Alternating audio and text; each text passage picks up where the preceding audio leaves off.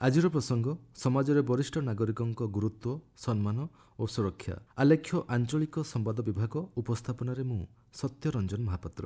ସମାଜ ଓ ପରିବାର ପ୍ରତି ବରିଷ୍ଠ ନାଗରିକଙ୍କ ଅବଦାନକୁ ସ୍ୱୀକୃତି ଦେବା ଏବଂ ସେମାନଙ୍କ ପ୍ରତି ଶ୍ରଦ୍ଧା ଓ ସମ୍ମାନ ଜଣାଇବା ଲକ୍ଷ୍ୟ ନେଇ ଆଜି ବିଶ୍ୱ ବରିଷ୍ଠ ନାଗରିକ ଦିବସ ପାଳନ କରାଯାଉଛି। ଜୀବନର ସାୟାହ୍ନରେ ବରିଷ୍ଠ ନାଗରିକ ସମ୍ମୁଖୀନ ହେଉଥିବା ଆହ୍ୱାନ ଏବଂ ଏହାର ସମାଧାନ ତଥା ସେମାନଙ୍କର ଯତ୍ନ ସମ୍ପର୍କରେ ସଚେତନତା ବୃଦ୍ଧି ପାଇଁ ପ୍ରତ୍ୟେକ ବର୍ଷ ଅଗଷ୍ଟ 21 ତାରିଖକୁ ଏହି ଦିବସ ଭାବେ ପାଳନ କରାଯାଇ ଆସୁଛି। 1991 ମସିହାରେ ଜାତିସଂଘ ସାଧାରଣ ପରିଷଦ ଏହି ଦିବସ ପାଳନକୁ ସ୍ୱୀକୃତି ପ୍ରଦାନ କରିଥିଲା। ବରିଷ୍ଠ ନାଗରିକ ହେଉଛନ୍ତି ପରିବାର ଓ ସମାଜର ମୂଳଦୁଆ। ସେମାନେ ଏଭଳି ଭିତ୍ତିଭୂମି ଯାହା ଉପରେ ସମଗ୍ର ପରିବାରର ଭବିଷ୍ୟତ ଠିଆ ହୋଇଥାଏ। ସେମାନଙ୍କ ଦୀର୍ଘ ଜୀବନର ଅନୁଭୂତି, ଜ୍ଞାନ, ନୈତିକ ମୂଲ୍ୟବୋଧ ଏବଂ ମାର୍ଗଦର୍ଶନ ଯୁବବର୍ଗଙ୍କ ପାଇଁ ଆଲୋକବର୍ତ୍ତିକା ସଦୃଶ ହୋଇଥାଏ। ପରିବାରକୁ ଏକାଠି ବାନ୍ଧି ରଖିବା ଏବଂ ସଂସ୍କୃତି ଓ ପରମ୍ପରାକୁ ପରବର୍ତ୍ତୀ ପିଢ଼ିକୁ ହସ୍ତାନ୍ତର କରିବାରେ ସେମାନଙ୍କର ଗୁରୁତ୍ୱପୂର୍ଣ୍ଣ ଭୂମିକା ରହିଛି। ଜୀବନର ବିଭିନ୍ନ ଉତ୍ଥାନ ପତନ, ସଂଘର୍ଷ ଓ ସଫଳତାରୁ ଯେଉଁ ଶିକ୍ଷା ପାଇଥାନ୍ତି ତାହା ପରବର୍ତ୍ତୀ ପିଢ଼ିକୁ ମାର୍ଗଦର୍ଶନରେ ସହାୟକ ହୋଇଥାଏ। ତେଣୁ ଅନ୍ୟ ପ୍ରକାରେ କହିଲେ ସେମାନେ ହେଉଛନ୍ତି ଜୀବନ୍ତ ଅନୁଭବର ଅମୂଲ୍ୟ ଭଣ୍ଡାର। ଏପରିକି ଜୀବନରେ ଆସୁଥିବା ପ୍ରତ୍ୟେକ ଜଟିଳ ପରିସ୍ଥିତିରେ ସେମାନଙ୍କର ଅନୁଭବପୂର୍ଣ୍ଣ ପରାମର୍ଶ ଏଥିପାଇଁ ସମାଧାନର ବାଟ ଫିଟାଇଥାଏ। ତେବେ ଆଜିର ଆଧୁନିକ ତଥା ଦ୍ରୁତଗାମୀ ଜୀବନଶୈଳୀ ମଧ୍ୟରେ ଯୌଥ ପରିବାର ଭାଙ୍ଗିଯାଇ ଏକକ ପରିବାରରେ ପରିଣତ ହେଉଛି। ତେଣୁ ବରିଷ୍ଠ ନାଗରିକଙ୍କ ଆବଶ୍ୟକତା ଏବଂ ସେମାନଙ୍କର ସ୍ଥିତିକୁ ନେଇ ଚିନ୍ତା କରିବା ସମୟ ଉପନୀତ। ଜୀବନସାରା ନିଜର ସମସ୍ତ ସମୟ ପରିବାର, ସନ୍ତାନ ଏବଂ ସମାଜ ପାଇଁ ଉତ୍ସର୍ଗ କରିଥିବା ଏହି ବର୍ଗର ନାଗରିକଙ୍କର ବାର୍ଦ୍ଧକ୍ୟରେ ସହଚର୍ଯ୍ୟ ପାଇବାର ପୂର୍ଣ୍ଣ ଅଧିକାର ରହିଛି। ବୟସ ବୃଦ୍ଧି ସହ ସେମାନଙ୍କଠାରେ ଦୁର୍ବଳତା ତଥା ବିଭିନ୍ନ ରୋଗ ଦେଖାଦେଇଥାଏ। ନିୟମିତ ଚିକିତ୍ସା, ଔଷଧ ଏବଂ ଦୈନନ୍ଦିନ କାର୍ଯ୍ୟ ପାଇଁ ସେମାନଙ୍କୁ ସହାୟତାର ଆବଶ୍ୟକତା ପଡ଼ିଥାଏ। ଏପରିକି ସନ୍ତାନ ସନ୍ତତି ଜୀବିକା ଆଶାରେ ବାହାରେ ରହୁଥିବାରୁ ବରିଷ୍ଠ ନାଗରିକ ଏକାକିତ୍ୱ ଏବଂ ଅବସାଦର ଶିକାର ହେଉଛନ୍ତି। ଧନ ସମ୍ପତ୍ତି ଅପେକ୍ଷା ଶ୍ରଦ୍ଧା ଏବଂ ସହଚର୍ଯ୍ୟ ତାଙ୍କ ପାଇଁ ସବୁଠାରୁ ବଡ଼ ଆବଶ୍ୟକତା ହୋଇଥାଏ। ଅନେକେ ଆର୍ଥିକ ସଙ୍କଟର ସମ୍ମୁଖୀନ ହୋଇଥାନ୍ତି।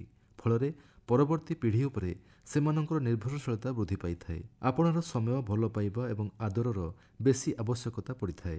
ବରିଷ୍ଠ ନାଗରିକଙ୍କ ବର୍ଦ୍ଧିତ ଆବଶ୍ୟକତାକୁ ପୂରଣ କରିବା ଏବଂ ସେମାନଙ୍କ କଲ୍ୟାଣ, ସ୍ୱାସ୍ଥ୍ୟ ସେବା, ସାମାଜିକ ସୁରକ୍ଷା ଏବଂ ମର୍ଯ୍ୟାଦାପୂର୍ଣ୍ଣ ଜୀବନଯାପନ ପାଇଁ ବହୁବିଧ ପଦକ୍ଷେପ ଗ୍ରହଣ କରିଛନ୍ତି। ସାମାଜିକ ନ୍ୟାୟ ଓ ସଶକ୍ତିକରଣ ମନ୍ତ୍ରଣାଳୟ ଦ୍ୱାରା ଦେଶବ୍ୟାପୀ ଅଟଳ ବାୟ ଅଭ୍ୟୁଦୟ ଯୋଜନା କାର୍ଯ୍ୟକାରୀ କରାଯାଉଛି। ଏହା ମାଧ୍ୟମରେ ବରିଷ୍ଠ ନାଗରିକଙ୍କୁ 7ଟି ପ୍ରସଙ୍ଗ ଆଧାରରେ ସହଯୋଗ ପ୍ରଦାନ କରାଯାଉଛି। ସେଗୁଡ଼ିକ ମଧ୍ୟରେ ଆଶ୍ରୟ ଏବଂ ଯତ୍ନ, ରାଜ୍ୟସ୍ତରୀୟ ହସ୍ତକ୍ଷେପ, ଅଭିଯୋଗ ସମାଧାନ, ସହାୟକ ଉପକରଣ ପ୍ରଦାନ, ସ୍ୱାସ୍ଥ୍ୟସେବା ତଥା ଉତ୍ପାଦନକ୍ଷମ ଭଳି ପଦକ୍ଷେପ ରହିଛି। ଗତ 3 ବର୍ଷ ମଧ୍ୟରେ ଏହି ଯୋଜନାରେ 10 ଲକ୍ଷରୁ ଉର୍ଦ୍ଧ୍ୱ ହିତାଧିକାରୀଙ୍କୁ ସହାୟତାର ହାତ ବଢ଼ାଯାଇପାରିଛି। ଦେଶରେ ବୃଦ୍ଧାଶ୍ରମ ଜନସଂଖ୍ୟା ବୃଦ୍ଧି ପାଉଛି। 2011ରେ ଏହା 10 କୋଟି ରହିଥିଲା। 2036 ସୁଦ୍ଧା ଏହା 23 କୋଟିକୁ ବୃଦ୍ଧି ପାଇବ ବୋଲି ଆକଳନ କରାଯାଇଛି। ମୋଟ ଜନସଂଖ୍ୟାର ଏହା ପାଖାପାଖି 15% ହେବ।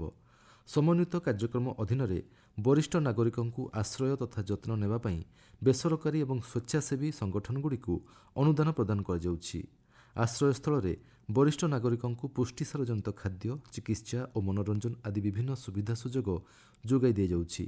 ସେମାନଙ୍କ ସୁବିଧା ପାଇଁ ଜାତୀୟ ହେଲ୍ପଲାଇନ୍ ନମ୍ବରର ପ୍ରଚଳନ କରାଯାଇଛି। 2021 ଅକ୍ଟୋବର 1ରୁ ଆରମ୍ଭ ହୋଇଥିବା ନିଃଶୁଳ୍କ ହେଲ୍ପଲାଇନ୍ 14567 ମାଧ୍ୟମରେ ଅଭିଯୋଗ ସମାଧାନ ସେବା ପ୍ରଦାନ କରାଯାଉଛି। ଏଥିସହ ବିଭିନ୍ନ ସଚେତନତା ମାଧ୍ୟମରେ ବରିଷ୍ଠ ନାଗରିକଙ୍କୁ ସେମାନଙ୍କର ଅଧିକାର ତଥା ସୁରକ୍ଷା ପାଇଁ ରହିଥିବା ଆଇନଗୁଡ଼ିକ ସମ୍ପର୍କରେ ଅବଗତ କରାଯାଉଛି। ସ୍ୱାସ୍ଥ୍ୟ ଓ ପରିବାର କଲ୍ୟାଣ ମନ୍ତ୍ରଣାଳୟ ପକ୍ଷରୁ ଆୟୁଷ୍ମାନ ଭାରତ, ପ୍ରଧାନମନ୍ତ୍ରୀ ଜନ ଆରୋଗ୍ୟ ଯୋଜନା ଅଧୀନରେ 70 ବର୍ଷ କିମ୍ବା ତାଠାରୁ ଅଧିକ ବରିଷ୍ଠ ନାଗରିକଙ୍କୁ ସାମାଜିକ ତଥା ଆର୍ଥିକ ସ୍ଥିତି ନିର୍ବିଶେଷରେ ସ୍ୱାସ୍ଥ୍ୟ ବୀମା ସୁବିଧା ପ୍ରଦାନ କରାଯାଉଛି। ବରିଷ୍ଠ ନାଗରିକ ସମାଜ ପାଇଁ ଏକ ସମ୍ପତ୍ତି। ସେମାନଙ୍କୁ ସମ୍ମାନ ପ୍ରଦର୍ଶନ କରିବା, ସମୟ ଦେବା, ଭଲ ପାଇବା ଏବଂ ତାଙ୍କର ଯତ୍ନ ନେବା ଆମ ସମସ୍ତଙ୍କର ନୈତିକ ଦାୟିତ୍ୱ। ଆସନ୍ତୁ ଏକ ନୀତିନିଷ୍ଠ ଏବଂ ସମ୍ବେଦନଶୀଳ ସମାଜ ଗଠନ ପାଇଁ ସଂକଳ୍ପବଦ୍ଧ ହେବା।